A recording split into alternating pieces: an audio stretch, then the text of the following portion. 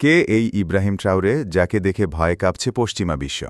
তার আগে ছোট্ট একটা অনুরোধ, চ্যানেলটি সাবস্ক্রাইব করে নোটিফিকেশন অন করে দাও। ইব্রাহিম ট্রাওরের জন্ম ১৯৮৮ সালের ১৪ মার্চ বুরকিনা ফাসোর ক্যারা নামক একটি ছোট গ্রামে। ছেলেবেলা থেকেই তিনি ছিলেন মেধাবী এবং আত্মবিশ্বাসী। ২০০৯ সালে ভূতত্ত্বে স্নাতক ডিগ্রি অর্জনের পর তিনি সেনাবাহিনীতে যোগ দেন। দ্রুতই তিনি একজন দক্ষ অফিসার হিসেবে পরিচিতি পান এবং মালির শান্তিরক্ষা মিশনে কাজ করেন।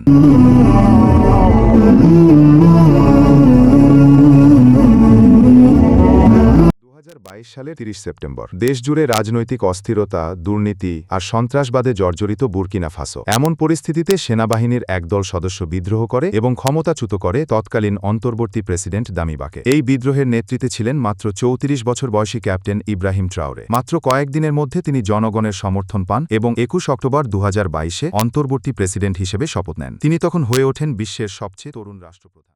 ট্রাওরের ক্ষমতায় আসার পরই স্পষ্ট হয়ে যায় তিনি পশ্চিমাদের পছন্দের কেউ নন। তিনি ফ্রান্সের সামরিক ঘাঁটি বন্ধ করে দেন, পশ্চিমা সাহায্য প্রত্যাখ্যান করেন এবং রাশিয়ার সঙ্গে সামরিক ও কৌশলগত সম্পর্ক জোরদার করেন। তার শাসনে দেখা যায় আফ্রিকার স্বাধীনতা, সার্বভৌমত্ব এবং উপনিবেশ বিরোধী এক নতুন বার্তা। এই বার্তা সরাসরি চ্যালেঞ্জ করে পশ্চিমা স্বার্থকে। পশ্চিমা সংবাদ মাধ্যম তাকে ডেঞ্জারাস পপুলিস্ট কিংবা রাশিয়ার পুতুল বলেও আখ্যায়িত করে।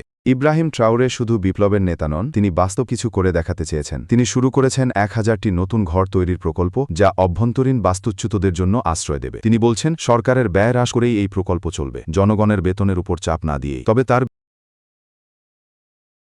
কারণ তিনি তাদের উপর যে রাজনৈতিক এবং অর্থনৈতিক প্রভাব রয়েছে তা চ্যালেঞ্জ করছেন। তিনি পশ্চিমা দেশগুলোর নীতির বিরোধিতা করেন এবং আফ্রিকার দেশগুলোর স্বাধীনতা এবং স্বনির্ভরতার পক্ষে কথা বলেন। তার এই সাহসী মনোভাব এবং জনপ্রিয়তা পশ্চিমা দেশগুলোকে ভাবিয়ে তুলেছে, কারণ তারা তাদের প্রভাব হারাতে ভয় পায়। এছাড়া তারা ভাবে যে তার এই বিদ্রোহ অন্যান্য আফ্রিকান দেশেও ছড়িয়ে পড়তে পারে, যা তাদের বৈশ্বিক নিয়ন্ত্রণে আরও বড় ধাক্কা দিতে পারে। ট্রাওরের উত্থান পশ্চিমাদের পুরনো প্রভাবের কাঠামোকে চ্যালেঞ্জ করছে, যা তাদের জন্য উদ্বেগের কারণ।